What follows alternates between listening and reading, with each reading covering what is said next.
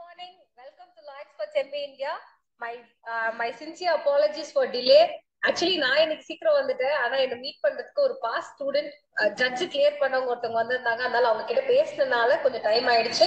But it is வர்த். ஓகேங்களா? ஏன்னா என்ன நடக்குது, என்னென்ன அகாடமில ஆச்சு அப்படின்றதெல்லாம் நம்ம பேசிட்டு இருந்தோம். அதோட இன்புட்ஸ் தான் நான் உங்களுக்கு கொடுக்குறேன். அதுக்கு முன்னாடி நம்ம இன்னைக்கு டாபிக் போயிடுவோம். இன்னைக்கு நம்ம பார்க்க போறது ரொம்ப முக்கியமான ஒரு சட்டம். இது இல்லாம மத்த எந்த சட்டமுமே கிடையாது. மதர் இல்லாம எதுவுமே கிடையாது. பாத்தீங்களா?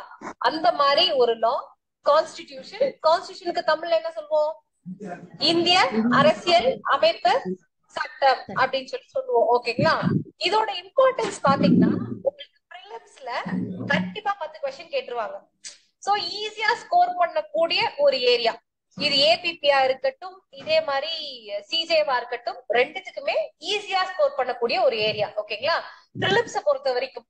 ஏன்னா உங்களுக்கு வந்து என்ன பார்ட்ல என்னென்ன இருக்கு, ஃபர்ஸ்ட் பார்ட் 3 எதை பத்தி சொல்லுது, பார்ட் 4 எதை பத்தி சொல்லுது, 4A எதை பத்தி சொல்லுது, அந்த மாதிரி கொஸ்டின்ஸ் வரும். ஃபண்டமெண்டல் ரைட்ஸ்ல இருந்து நிறைய கொஸ்டின்ஸ் வரும். Very very important. அதே மாதிரி பிரியாம்பிளும் ரொம்ப ரொம்ப இம்பார்ட்டன்ட். மெயின்ஸ்லயும் உங்களுக்கு அதுல இருந்து கொஸ்டின் வரும். லாஸ்ட் டைமும் வந்திருந்தது.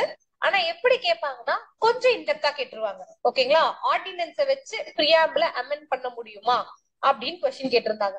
சோ அந்த மாதிரி நம்ம எல்லாரும் எழுதுற மாதிரியும் பேசிக்கா எழுதணும்னா மார்க் கொடுக்க மாட்டாங்க. நல்லா ஞாபகம் வச்சுக்கோங்க. நம்ம எழுதுறது நமக்கு கரெக்டா இருக்கும். ஆனா இவாலுவேட் பண்றது டிஸ்ட்ரிக்ட் ஜட்ஜ். அவங்களும் அவங்க இஷ்டத்துக்கு பண்ணக்கூடாது. அவங்களுக்கு கீ ஒண்ணு கொடுத்துருவாங்க. ஆனா டிஸ்ட்ரிக்ட் ஜட்ஜ் யார்கிட்ட போகுதுன்னு ஒரு விஷயம் இருக்கு. எனக்கு தெரிஞ்ச சில பிடிஜஸ் என்ன சொன்னாங்கன்னா, பாவமா பிள்ளைங்க எவ்வளவு படிச்சிருக்காங்க, அதனால நான் கிரேஸ் மார்க் போட்டேன்னாங்க. சில பேர் என்ன சொன்னாங்கன்னா, இத்தனை வருஷம் படிச்சு இதுங்களுக்கு அறிவு இல்லை, அதனால நான் ரொம்ப ஸ்ட்ரிக்டா பண்ணேன்ப்பா அப்படின்னாங்க. சோ லக்கு கொஞ்சம் இருந்தாலும் நீங்க நல்லா எழுதிருந்தீங்கன்னா யாருனாலையும் அதை அடிச்சு போட்டு மார்க் கம்மி பண்ண முடியாது. கரெக்டுங்களா? கிரேஸ் மார்க் 1-2 கிடைச்சிருக்கும். அதுக்கு 10-20 மார்க்கா கிரேஸ் போட்டுருப்பாங்க. சான்சஸ் கிடையாது. சோ நீங்க நல்லா படிச்சு இன்கிரீடியன்ட்டை கிராஸ் பண்ணிக்கணும். சார் இப்படி உட்காந்தா தூங்கிடுவீங்களே, வாங்க இப்படி இப்படி சேர் போட்டு உட்காந்துருங்க. Okay okay. சோ அந்த இன்கிரீடியன்ட்டை படிக்கிறதுக்காக தான் இன்னைக்கு கிளாஸ்க்கு நம்ம வந்திருக்கோம். எதெல்லாம் நீங்க கனெக்ட் பண்ணணும் அப்படின்றதெல்லாம் சேர்த்து நம்ம படிப்போம். ஆர்டிகல் 20 and 22 இதுல கொஸ்டின் கேட்காம இருக்கவே மாட்டாங்க. சோ பிரியாம்பிள் ஃபண்டமெண்டல் ரைட்ஸ்ல என்னது? Article 20 and 22. 21 நம்ம ரொம்ப இம்பார்ட்டன்ட் நினைப்போம். ஆனா அத கதையில விட்டுருவாங்க. ஓகேங்களா? சோ இது ரெண்டு படிச்சுக்கணும். கிளாஸ்க்கு போலாமா? எல்லாம் ரெடியா? ஓகே. ஏபிபிக்கு லிமிடெட் போர்ஷன்ஸ் தான் இருக்கு. அந்த லிமிடெட் போர்ஷன்ஸ் தான் நம்ம இப்போ இந்த வர டேஸ்ல நம்ம கவர் பண்ணுவோம். சிஜே ஸ்டூடெண்ட்ஸ் கவலைப்படாதீங்க. உங்களுக்கு எப்படி இருந்தாலும் திருப்பி நான் இதே சப்ஜெக்ட்ஸ் எடுப்பேன். 6 monthsல ஒரு போர்ஷன்ஸ் கம்ப்ளீட் பண்ணிட்டு திருப்பி ஒரு 6 months படிப்போம்.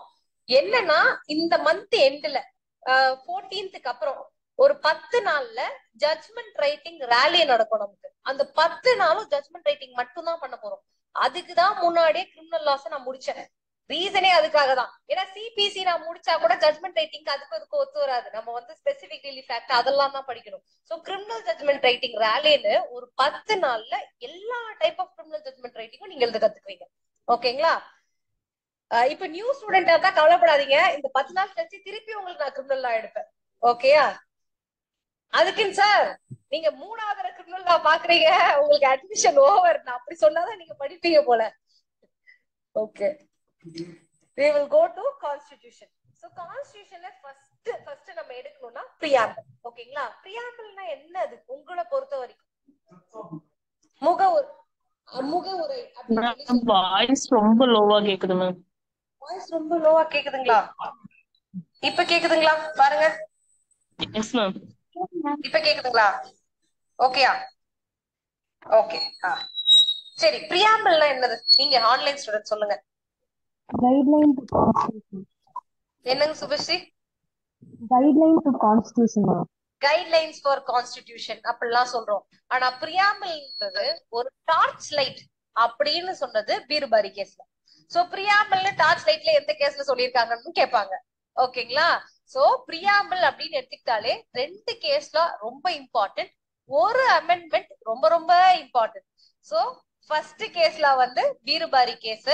அதுல என்ன சொல்லிருப்பாங்கன்னா, பிரியாம்பிள் ஒரு டார்ச் லைட்டுப்பா, it is not the part of constitution.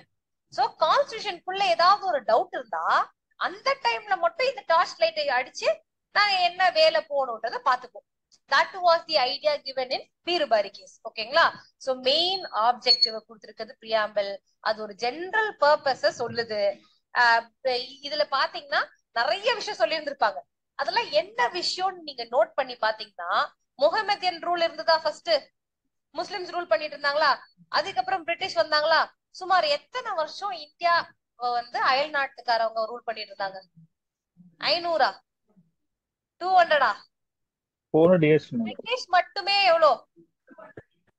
Okay British 350 years ஒரு 350 இயர்ஸ் அஹ்மத் சார் கரெக்டா சொல்லிட்டாங்க. ஓகேங்களா? ஒரு 350 இயர்ஸ் கிட்ட மத்தவங்க தான் நம்மள ரூல் பண்ணிட்டு இருந்தாங்க.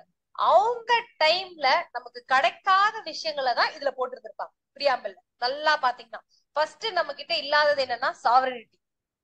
சோ ஸ்டார்டிங்க பாத்துக்கோங்க, ஒரு ஐடியாக்காக ஞாபகப்படுத்தணுன்றதுக்காக வி த பீப்புள் ஆஃப் இந்தியான்னு ஆரம்பிக்கும். ஏன்னா இவங்க எல்லாம் முன்னாடி இந்தியான்னு ஒண்ணு கிடையவே கிடையாது. இந்த பிரிட்டிஷ் ஆளுங்க நம்மளுக்கு கொடுத்த ஒரு பெரிய ஐடென்டிட்டி இந்தியான்ற ஐடென்டிட்டி. கரெக்டுங்களா? இப்ப நம்ம பாரத் அப்படின்னு சொல்லி சொல்றோம். அது புதுசான விஷயம் கிடையாது. ஆர்டிகல் 1ல பாரத் அப்படின்ற நேமும் இருக்கு. ஓகேங்களா? சோ யாருகிட்ட இந்த பவர் இருக்கு அப்படின்னு பாத்தீங்கன்னா பீப்புள் கிட்டதான் அந்த பவர் இருக்கு. ஏன் பீப்புள் கிட்ட அந்த பவர் இருக்குன்னு நினைக்கிறீங்க? டெமோக்ரஸி எல்லாம் அப்ப கிடையாதுல்ல, ஐடியாவே தெரியாதுல்ல. ஏன் கேம்க்கு அப்புறம் தானே டெமோக்ரஸி. அப்ப இதுக்கு முன்னாடியே we the people of India போட்டிருக்காங்களே, எதுக்கு போட்டிருக்காங்க? We the people of India ஏன் ஸ்டார்ட் பண்ண? நம்ம கிரியேட் பண்ண கான்ஸ்டிடியூஷன். ஏன் நம்ம கிரியேட் பண்ணோம்னு ஏன் அந்த ஐடென்டிட்டியை கொடுக்குறாங்கன்னு கேக்குறேன். டெமோக்ரஸியே பை த பீப்புள் தானே மேம். டெமோக்ரஸியா பிரியாம்பிளுக்கு அப்புறம் தானே வந்துச்சு. பிராக்டிகலி யோசிங்க, லாவையும் பிராக்டிஸையும் தனியா வச்சு சொன்னீங்கன்னா இன்டர்வியூல நல்ல மார்க் கிடைக்காது. சொல்லுங்க சார். இல்ல, பல வருஷமா வந்து ஒரு குறிப்பிட்ட ஆட்களுக்கு கீழார கொத்தடிமை மாதிரியே ஆட்கள் இருந்துட்டாங்க இல்லையா? Yes sir. அதாவது ஒரு அரசர், அதுக்கப்புறம் பாத்தீங்கன்னு சொன்னால் ஒரு இவங்க இந்த பிரிட்டிஷ்னாலுமே அதான மேடம். ஸோ பீப்புளுங்கும் போது ஸோ அந்த ஒரு கான்செப்ட்ல கொண்டு வந்திருப்பாங்களோ? என்னன்னா ஃப்ரீடம் ஸ்ட்ரகிள். யாரு சுதந்திரம் வாங்கி தந்தது? நமக்குன்னு யாராவது ஸ்பெசிபிக்கா இருந்தா வி த பீப்புள், நம்ம எல்லாரும் போராடணும். கரெக்டுங்களா? நம்ம முன்னோர், நம்ம இல்ல, நம்ம முன்னோர், அவங்க எல்லாம் சேர்ந்து போராடினாங்க. So people got the freedom, they work for it.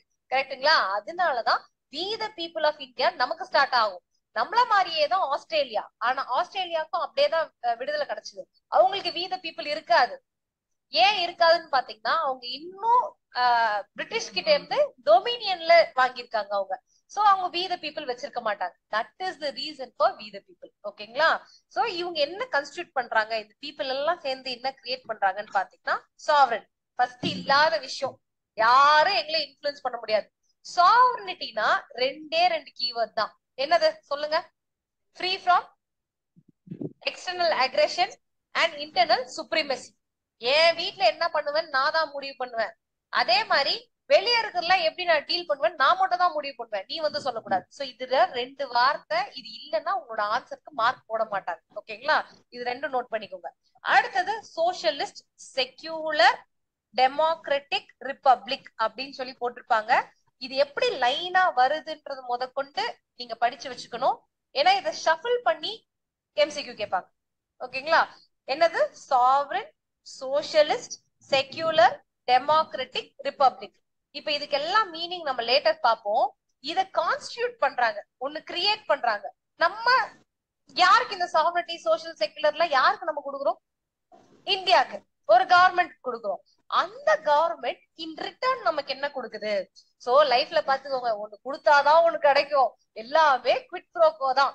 So நீங்க எல்லாம் கிளியர் பண்ணாதான் என்னது எனக்கு சந்தோஷமா இருக்கும். சோ அதனால ஜஸ்ட் கிளியர் பண்ணுங்க, that's very important. Okay? So என்ன செக்யூர் பண்றாங்க? இவங்களுக்கு நம்ம இந்த பவர் எல்லாம் கொடுத்தனால பீப்புளுக்கு இவங்க என்ன திருப்பி கொடுக்குறாங்கன்னா ஜஸ்டிஸ் கொடுக்குறாங்களான்னு தெரியல, ஜஸ்ட். ஓகேங்களா? ஆனா புக்ல இருக்கிறத நான் கத்து கொடுத்துறேன். ஜஸ்டிஸ் எங்கெல்லாம் கொடுக்குறாங்கன்னா social justice, economic justice, political justice. அப்படின்னா என்ன? சோசியல் ஜஸ்டிஸ்னா என்ன? பிராக்டிகலா சொல்லுங்க. இதெல்லாம் நம்ம பாத்துருப்போம்னா பிராக்டிகல். Very good. சோ நமக்கு முன்னாடி பார்த்தா கேஸ்ட் சிஸ்டம் இருந்துச்சு. அதுல வந்து படிக்க இவங்க எல்லாம் வரக்கூடாது, செருப்பு போடக்கூடாது, சட்டை போடக்கூடாது அப்படின்னு சொல்லி சொல்லுவாங்க.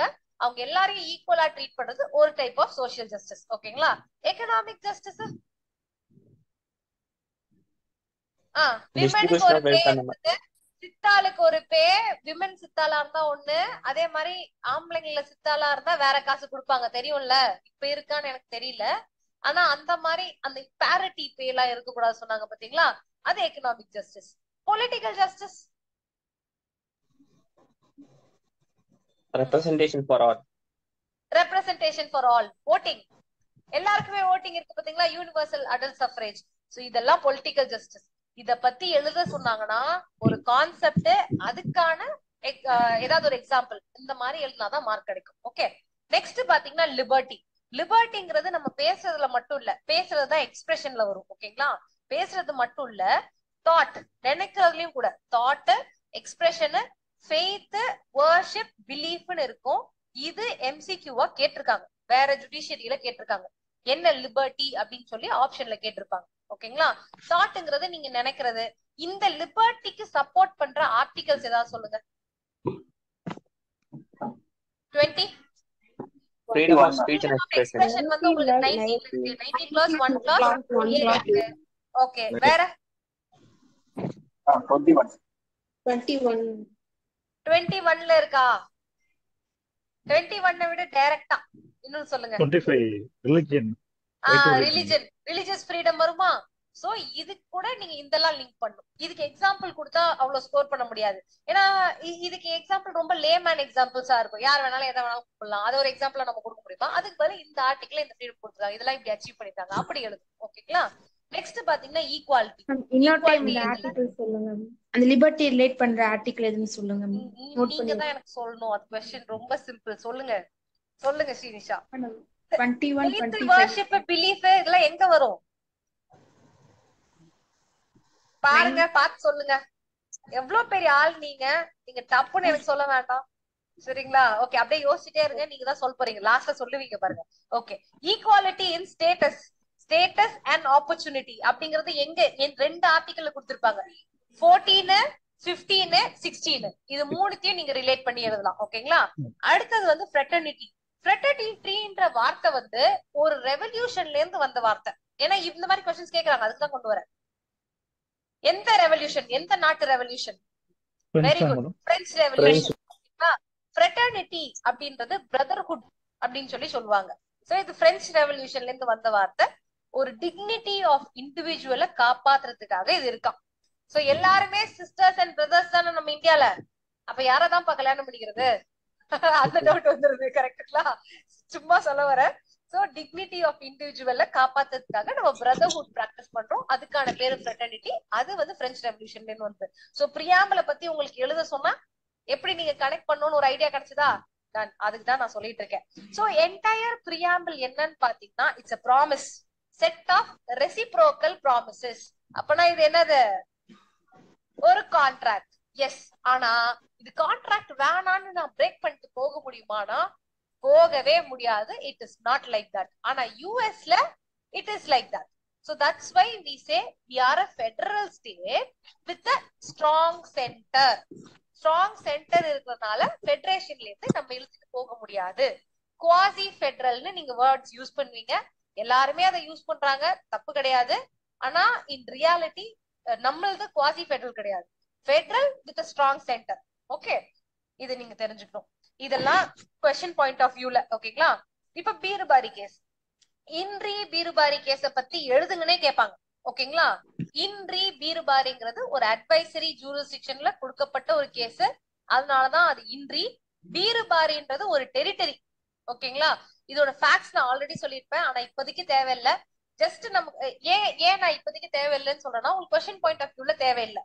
நான் இப்ப இந்த கேஸ்ல என்ன சொல்லியிருக்காங்கன்றது மட்டும் சொல்றேன். என்ன சொல்லுவாங்கன்னா, கான்ஸ்டிடியூஷனோட ஒரு பார்ட் பிரியாம்பிள் கிடையாது, அதனால அது எந்த ஒரு சோர்ஸ் ஆஃப் பவரும் கொடுக்காது. அப்ப என்ன யூஸ் பிரியாம்பிளுக்குன்னு கேட்டீங்கன்னா, ஏதாவது ஒரு ப்ரொவிஷன் நமக்கு புரியலன்னா பிரியாம்பிளை யூஸ் பண்ணி நீங்க இன்டர்பிரேட் பண்ணிக்கலாம்னு சொல்லுவாங்க.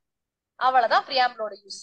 ஓகே, சோ இந்த 3 லைன் கண்டிப்பாக இருக்கணும். ஆம்பிகுவிட்டி டைம்ல யூஸ் பண்ணிக்கலாம் பிரியாம்பிள. ஒரு 3 மார்க் கேட்டாங்கன்னா நீங்க அழகா இதை எழுத மாட்டீங்களா?